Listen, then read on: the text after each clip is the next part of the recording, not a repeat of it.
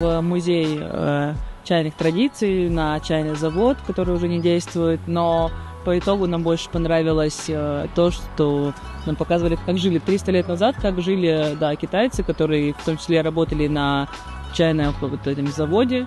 Еще нас удивило такси. Ты видела такси? Нет. Подожди, видела, да. Там где дверки были маленькие, да. И очень интересно окунуться вот в эту атмосферу, прочувствовать немножко на себе, как вот жили люди в то время. Нам очень понравилось. Чем запомнился вообще Китай? Острой едой. Очень острой едой. Людьми, которые постоянно ходят и фоткают нас. Кушаем, сидим, нам подходят, фотографируют. Да. Да и вообще сидим, да, фотографируют, догоняют, фотографируют.